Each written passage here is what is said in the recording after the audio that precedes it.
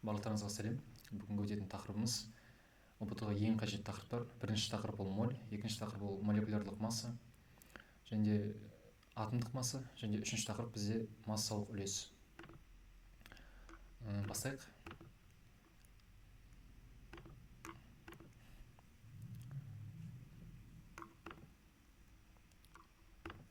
Так, бірінші тақырып бізде моль.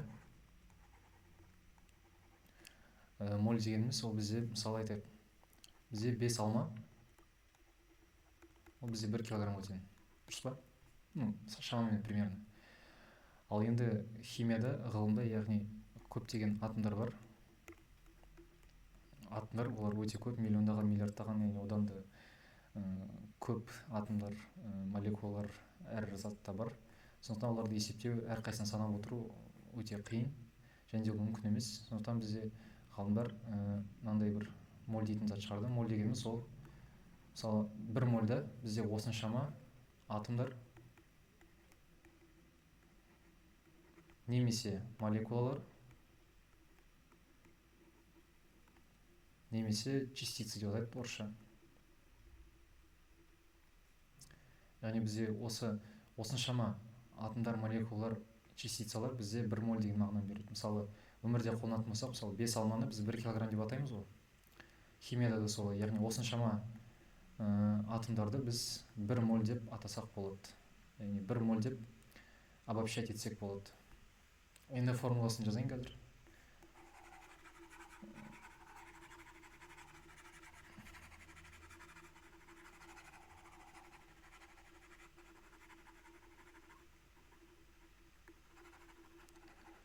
Бізде формуласы, бірінші формула бізде масса бөлінген mr. Масса дегеніміз ол бізде граммда беріледі, немесе килограмм, бірақ көбінесе бізде граммда беріледі. mr дегеніміз ол, мысалы, белгілі бір таблицада, мысалы, белгілі бір элемент болады, и соның астында атомдық несі болады, массасы болады. Яғни бізде осы молекулярный масса, немесе атомная масса. Оны қазір алдында өтетін боламыз. Екінші формула бізде, және де осы молекулярный массаның өлшем бірлігі бізде грамм бөлінген мольге, грамм на моль. Екінші формула бізде n тең болады n бөлінген na. Na дегеніміз ол бізде авогадро саны. Авогадро. Ол бізде 6, яғни бұл бізде тұрақты сан өзгермейді. Енді үшінші формула, бізде бірінші формула, енді үшінші формула бізде n тең болады v бөлінген 22/4.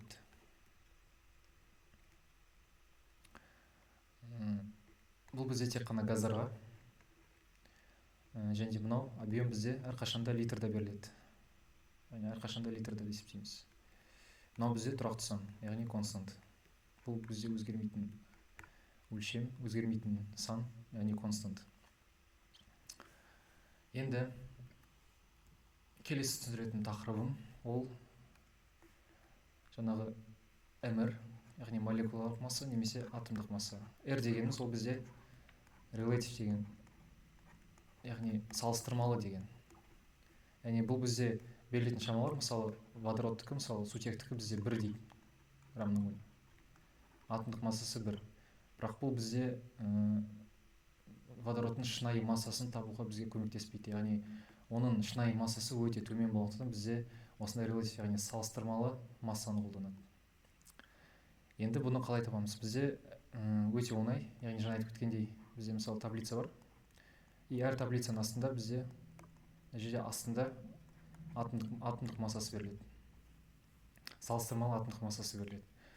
Бұл оңай енді. Атомдық массасын табу өте оңай. Таблица қарай саласыздар. Тағы да мысалы алюминий дейді. Оныкі мысалы 27 деп тұрады астында. Значит 27 грамм на моль. Ал енді молекулярдық массаны қалай табамыз? Молекула дегеніміз ол бірнеше атомдардың қосылуы, мысалы атом X плюс атом Y деген сияқты. Мысалы су бізде молекула. Бұл бізде молекула.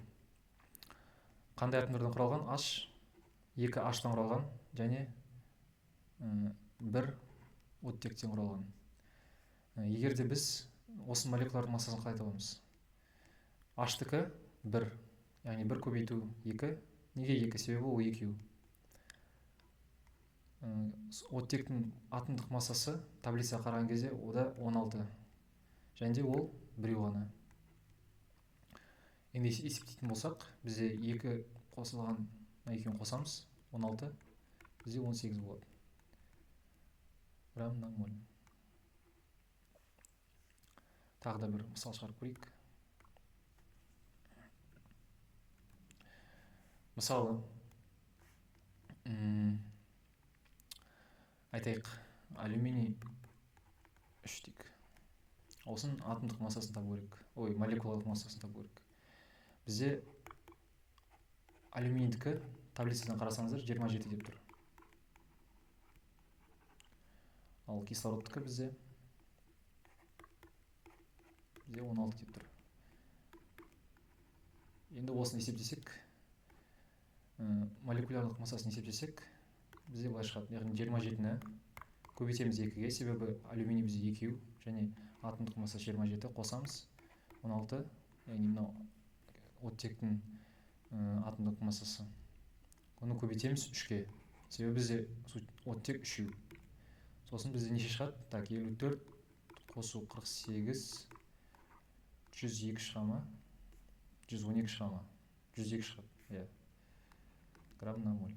Осылай біз заттардың молекулалық массасын таба алады екенбіз. Және де мұндай болуы мүмкін. Мысалы,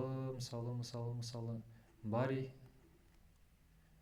N десе, мысалы, мынау жақша бізде арифметикада бар емес пе? А плюс Б көбейтілген 2, аны 2 былай и былай. Яғни мынау 2 алады, 2 затқа да көбейтіліп шығады. Мына жерде де солай, яғни біз мына жақшаны ашсақ, бірақ бұл жақшаны ашатын болсақ, бізде N2, O6 шығады. Бірақ жақшаны бізде былай жазуға рұқсат жоқ, яғни былай жазу қате. Бірақ сіздерге түсінікті болу үшін мен жаздым. Яғни осының атомдық, яғни молекуларлық массасын табатын болсақ, мысалы барийдікі 137, қосамыз үстіне N2 деген, N-дікі 14 көбейтеміз 2-ге, яғни азоттың атомдық массасы 14, оны 2-ге көбейтеміз, қосамыз 6 көбейтілген 16, яғни бізде оттек 6, оның атомдық массасы 16. Бізде тең болады. Так, 137 қосу неше шығады екен? Айтайық, X зат шығады, X грамм на моль. Есептеп, қазір уақыт кетеді, есептемей қойын, өздеріңіз есептеп аласыздар. Так, молекулярдың массаны табуды үйрендік, енді жаңағы мольға қайтып келейік. Бізде 3 формула бар, енді осы 3 формулаға есеп шығарып көрейік. Так, айтайық, бізде Фе SO4-те мындай бір қосылыс бар. Яғни темір сульфаты 3. Осының массасы бізде 100 дейік. Осының молін табу керек. Қалай табамыз? Біріншіден МР табамыз. Бұл жерде біз мына формуланы қолданамыз. М бөлінген МР, яғни М деген ол граммдағы масса, мынау бізде грамм на моль. Тең болады. Так, бізде Фе 56, яғни феррум, темір бізде 56, оны 2-ге көбейтеміз. Қосамыз. SO4-тің бізде, мынау қосылыстың бізде массасы бізде 96. Салыстырмалы массасы бізде 96. И 96-ны бізде мына жерде 3 тұр ғой. 96 көбейтеміз 3-ге. Сонда бізде 112 қосылған.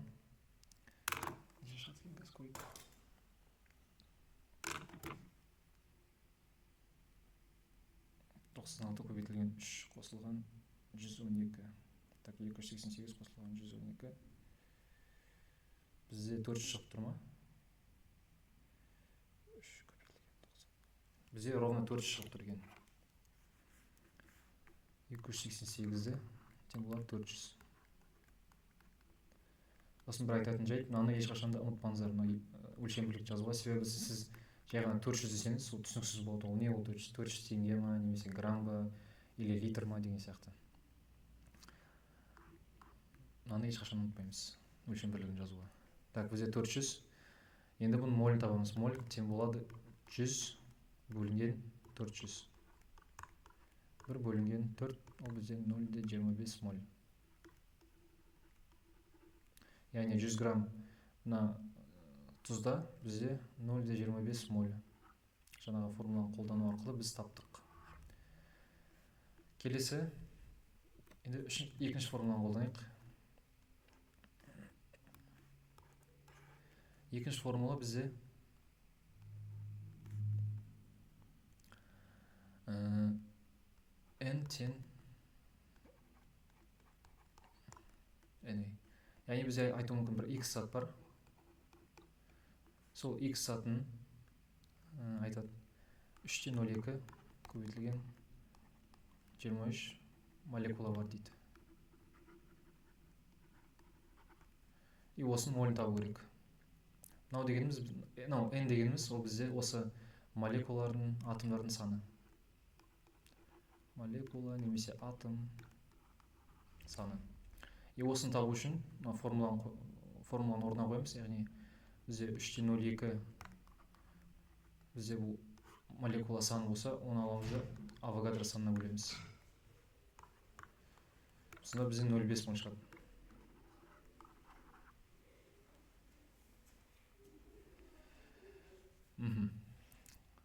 Яғни осылай. Үшінші формула бізде тек қана газдар, яғни тек қана газдарға тиесілі формула. Тек қана газдар. Мысалы n бөлінген v бөлінген 22,4. V дегеніміз бізде объем, яғни көлем.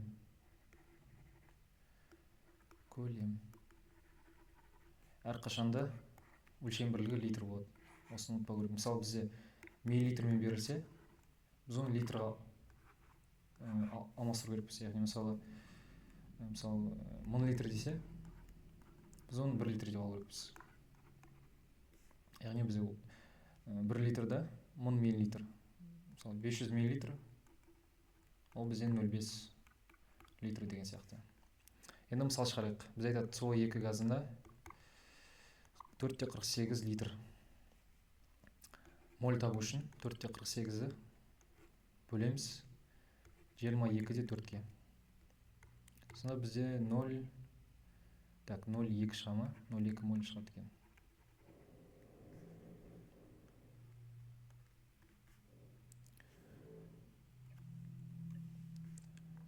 Так, енді келесі тақырып бізде массалық үлес.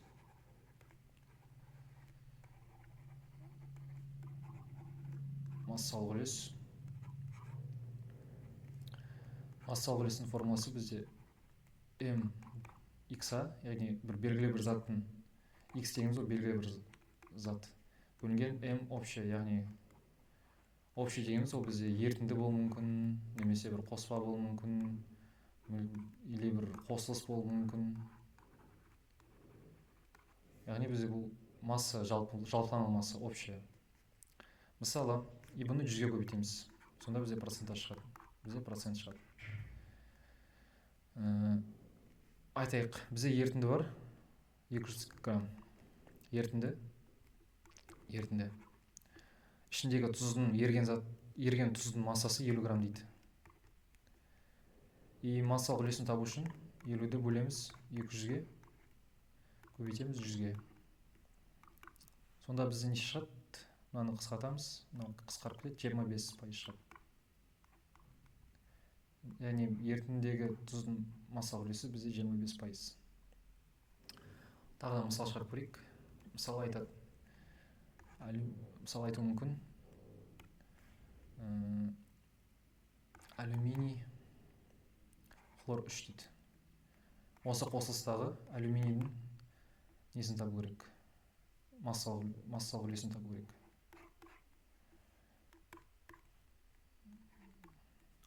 Не істейміз? Аламыз. Бұл жерде біз уже жаңағы салыстырмалы массамен жұмыс істейміз, салыстырмалы массамен. Молекулярный массасын табамыз. Бізде 27 көбейтілген 1, себебі 27 бізде алюминийдің салыстырмалы массасы, атомдық массасы. Оны бірге көбейтеміз, себебі алюминий бізде біреу ғана. Қосамыз 35-5 көбейтілген 3-ке. Көбейтілген 3-ке тең болады. 35-5 дегеніміз ол хлордың бізде атомдық массасы. 3 дегеніміз ол хлордың осы қосылыстағы саны. Бізде хлор 3. Сонда бізде неше болады мына жерде? 27 қосу 35-5 көбейтілген 3. 27 қосу 35-5 көбейтілген 3. 133-5. 133-5 грамм на моль. Ал енді алюминийдікі бізде осы қосылыста алюминий біреу болғандықтан бізде былай жазамыз. Массалық үлес тең болады 27, яғни алюминийдің массасы бөлінген 133, жалпы общий массаға тең болады бізде 27 бөлеміз 133-5-ті көбейтеміз 100-ге. Бізде 0,2 шықты. Шамамен 0,2 шықты. Мұны аламыз да 100-ге көбейтеміз, бізде 20% шықты. Яғни мына қосылыста, яғни алюминий хлор 3 деген қосылыста бізде алюминийдің үлесі 20%. Осымен видео сабағымыз аяқталды. Мына 3 тақырыпты қысқаша жалпақ тілде түсіндіруге тырыстым. Егер де қателіктер кеткен болса кешірім сұраймын. Назарларыңызға рахмет. Сау болыңыздар.